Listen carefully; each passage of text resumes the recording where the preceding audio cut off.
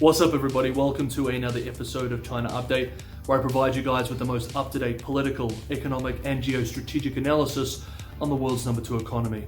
My name is Tony. Let's jump in.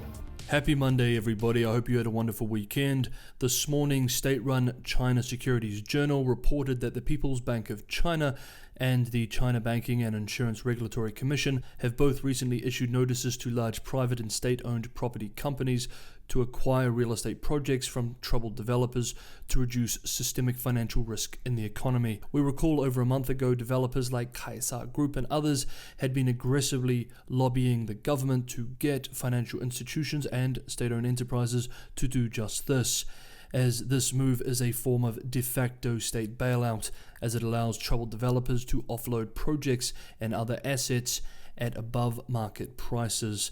The China Securities Journal also reports that regulators are telling banks to actively provide lending to fund acquisitions of projects owned by developers experiencing liquidity issues and not to cut off or avoid lending. Again, a form of soft state bailout.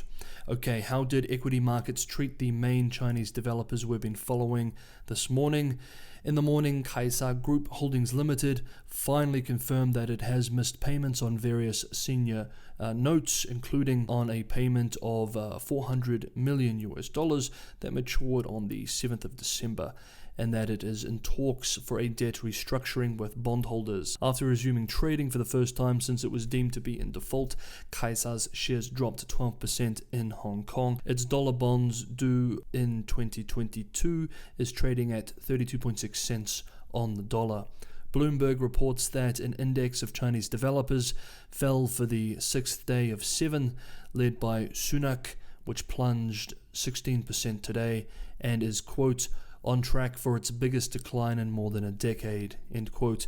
According to the mainland-based 21st Century Business Herald, Sunac China Holdings Limited unloaded 3 projects in Shanghai and nearby Hangzhou for 2.68 billion RMB, approximately $420 million, in an effort to raise cash. And on that point, Shimao Group Limited agreed to sell its 22.5% stake in 3 entities created for the Grand Victoria property development in Hong Kong at a loss, again for the same reason, to raise cash. And we have more bad news for China Evergrande. A key China Evergrande Group backer, Chinese Estates Holdings Limited, failed in its bid to go private, causing the stock to collapse 30%. Also, S&P Global Ratings became the second credit risk advisor to label Evergrande as a defaulter. Evergrande's note due 2025 is trading at 18.7 cents on the dollar. Now, we're going to have more on the Chinese economy from today later in the video, but up next we're going to be talking about the cooling and the increased friction in China's relationship with the European Union. But quickly, if you're enjoying the episode, don't forget to hit that like button. It's the only way this video can be shown to new people. And if you're watching this for the first time, you're getting some value from the episode, maybe consider subscribing, hit that bell notification, and you'll have the most up-to-date analysis when I release these every day. Okay, let's move on. In December of last year, China and the European Union were finalizing the massive CAI investment treaty between the two sides. At the time, commentators were of the view that while European views towards China had hardened, both sides still wished to keep politics and trade separate. A year later, the relationship is even more tense, and the CAI treaty is yet to be ratified. It has been reported both in Asian and European media that the annual EU-China summit has been postponed, quote, amid concerns that there is little chance of making progress in key areas, end quote, according to at least 2 media sources. The Hong Kong-based South China Morning Post reports that one source has told them that, quote, one person who has been briefed on the matter said the summit initially planned to be held by the end of the year was likely to be put back until January, end quote. The paper also spoke to a European official who expressed, quote, the CAI is already dead. It won't be surprising if there's no economic dialogue. There is nothing to celebrate, end quote.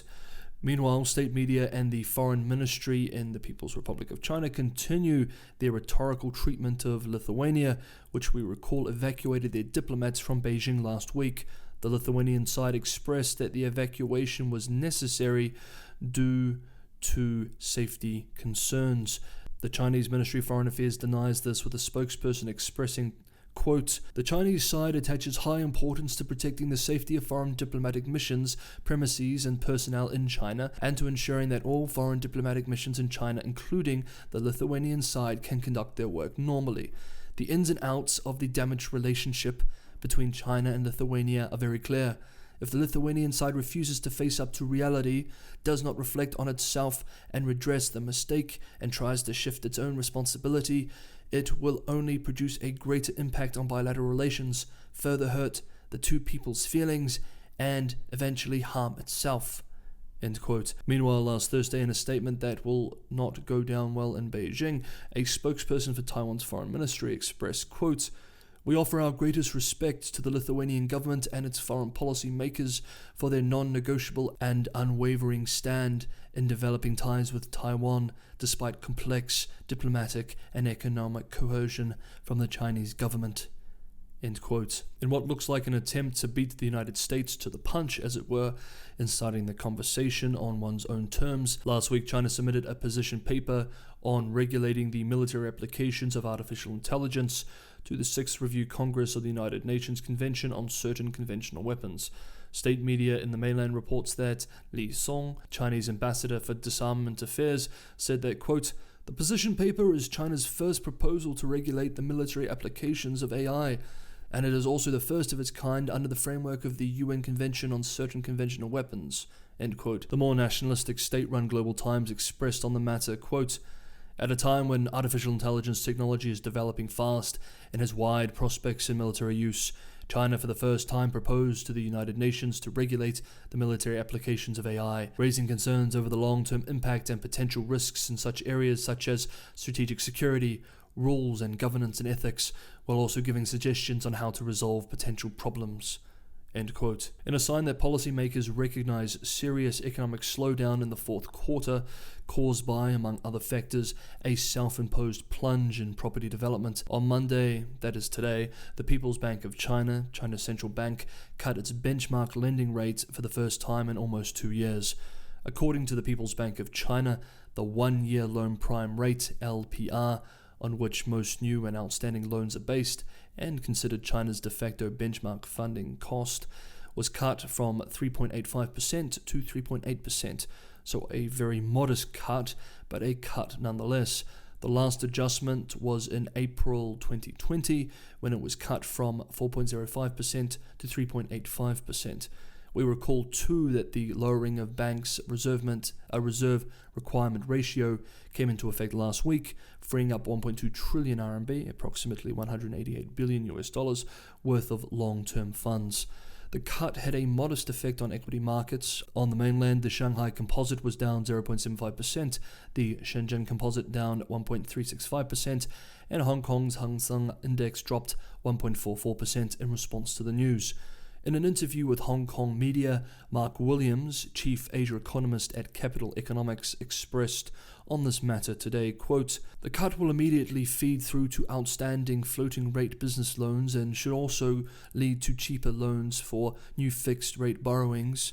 We expect a cut to the 5-year LPR before long, which will make mortgages slightly cheaper and help official efforts supporting housing demand. There was also a marked increase in new mortgage issuance last month.